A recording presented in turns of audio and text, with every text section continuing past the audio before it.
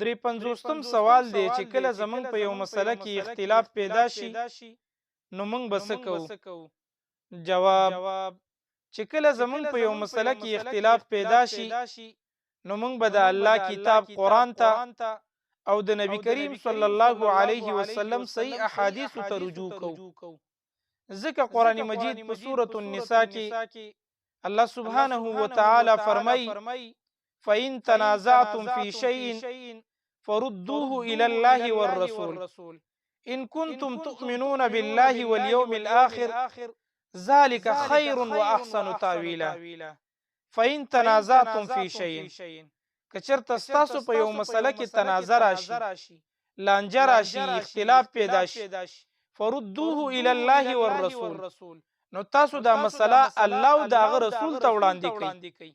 ان کنتم تؤمنون بالله واليوم الاخر که چېرته ستاسو په الله او په ورځ د آخرت باندې ایمان وي نو د اختلاف په صورت کې به مسله الله ته او د هغه رسول ته وړاندې کوئ. ځکه ذالک خیر، دا کار ډیر غوره دی، و احسن تاویلا او ډیر ښه دی د انجام په اعتبار سره.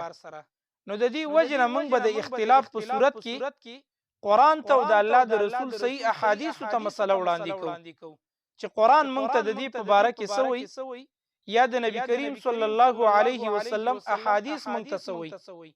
نو موږ به هغه څه راخلو، په هغې به عمل کوو کوم چې موږ ته قرآن ویلی دي یا د الله رسول ذکر کړي، نو هغه مسله به د اختلاف په صورت کې موږ راخلو. دغه شان حدیث کې راځي، امام احمد ابن حنبل رحمه الله په مسند احمد کې دا حدیث نقل کړي. نبی کریم صلی الله علیه وسلم فرمای: علیکم بسنتی، تاسو زما سنتو باندې عمل کوئ، دا په تاسو لازم دی، دا راونیسئ.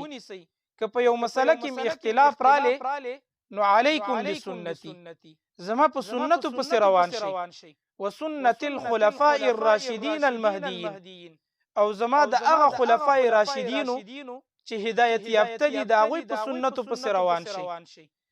تمسکو بها، په هغې منګولې ولګوئ، په مضبوطۍ سره یې راونیسئ. نو د دې وجې نه چې کله زموږ او ستاسو په یو مسله کې اختلاف پیدا شي نو موږ به د الله کتاب او د نبی کریم صلی الله علیه وسلم صحیح احادیثو ته رجوع کوو.